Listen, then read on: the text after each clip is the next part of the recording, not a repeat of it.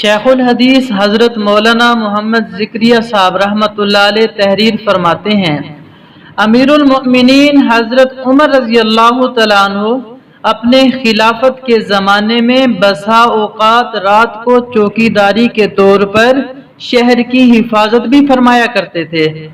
ایک مرتبہ اسی حالت میں ایک میدان میں گزر ہوا، دیکھا کہ ایک خیمہ بالوں کا بنا ہوا لگا ہے جو پہلے وہاں نہیں دیکھا تھا۔ اس کے قریب پہنچے تو دیکھا کہ ایک صاحب وہاں بیٹھے ہیں اور خیمے سے کچھ کراہنے کی آواز آ رہی ہے۔ سلام کر کے ان صاحب کے پاس بیٹھ گئے اور دریافت فرمایا کہ تم کون ہو؟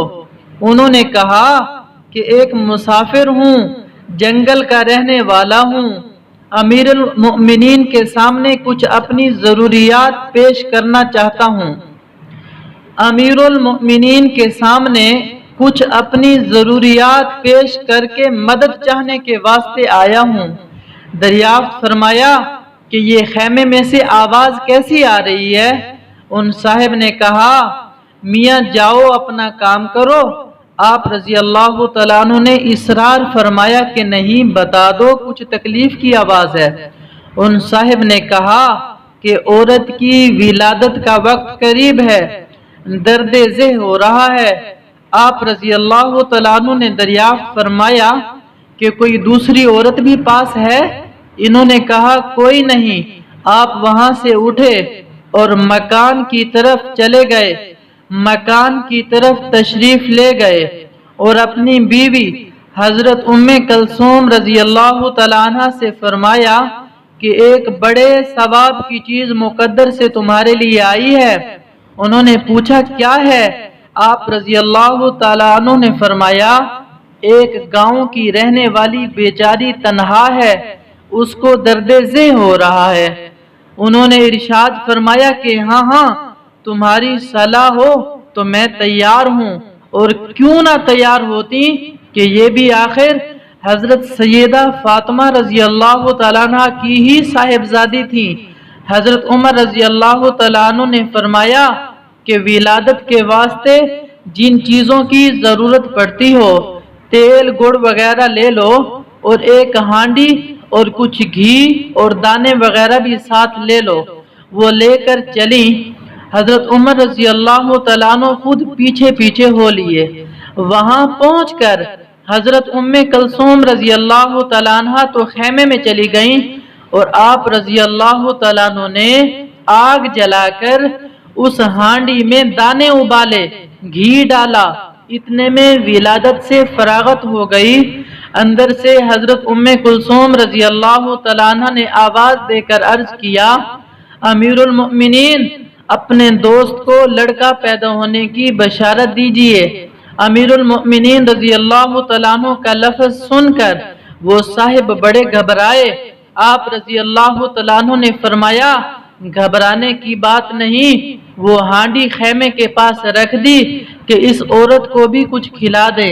حضرت ام کلثوم رضی اللہ تعالیٰ عنہ نے اس کو کھلایا، اس کے بعد ہانڈی باہر دے دی۔ حضرت عمر رضی اللہ تعالیٰ عنہ نے اس بدھو سے کہا کہ لو تم بھی کھاؤ، رات بھر تمہاری جاگنے میں گزر گئی۔ اس کے بعد اہلیہ کو ساتھ لے کر گھر تشریف لے آئے اور ان صاحب سے فرما دیا کہ کل آنا، تمہارے لیے انتظام کر دیا جائے گا۔ سبحان اللہ۔ علامہ شبلی نعمانی رحمۃ اللہ علیہ فرماتے ہیں، اسلم حضرت عمر رضی اللہ تعالیٰ عنہ کا غلام تھا۔ ان کا بیان ہے کہ ایک دفعہ حضرت عمر رضی اللہ تعالیٰ عنہ رات کو گشت کے لیے نکلے۔ مدینے سے 3 میل پر سرار ایک مقام ہے، وہاں پہنچے تو دیکھا ایک عورت کچھ پکا رہی ہے اور 2-3 بچے رو رہے ہیں۔ پاس جا کر حقیقت حال دریافت کیا۔ اس نے کہا کہ کئی وقتوں سے بچوں کو کھانا نہیں ملا ہے، ان کے بہلانے کے لیے خالی ہانڈی میں پانی ڈال کر چڑھا دی ہے۔ حضرت عمر رضی اللہ تعالیٰ عنہ اسی وقت اٹھے، مدینہ میں آ کر بیت المال سے آٹا، گوشت، گھی اور کھجوریں لیں اور اسلم سے کہا اسلم سے کہا کہ میری پیٹھ پر رکھ دو۔ اسلم نے کہا میں لیے چلتا ہوں۔ فرمایا ہاں لیکن قیامت میں میرا بار تم نہیں اٹھاؤ گے۔ غرض سب چیزیں خود لاد کر لائے اور عورت کے آگے رکھ دیں۔ اس نے آٹا گوندا، ہانڈی چڑھائی۔ حضرت عمر رضی اللہ تعالیٰ عنہ خود چولہا پھونکتے جاتے تھے۔ کھانا تیار ہوا تو بچوں نے خوب سیر ہو کر کھایا اور اچھلنے کودنے لگے۔ حضرت عمر رضی اللہ تعالیٰ عنہ دیکھتے تھے اور خوش ہوتے تھے۔ عورت نے کہا خدا تم کو جزائے خیر دے، سچ یہ ہے کہ امیر المؤمنین ہونے کے قابل تم ہو نہ کہ عمر۔ سبحان اللہ۔ حضرت عمر رضی اللہ تعالیٰ عنہ جیسے امیر المؤمنین، خلیفۃ المسلمین، ان کے اندر کیا خدمت کا جذبہ تھا، کیا عاجزی تھی، کیا سادگی تھی۔ اللہ تعالیٰ ہمیں ایسی خدمت کا جذبہ عطا فرمائے اور ہمیں بھی ایسے ہی بڑھ چڑھ کر اللہ کی مخلوق کی خدمت کرنے کی توفیق عطا فرمائے۔ السلام علیکم ورحمۃ اللہ وبرکاتہ۔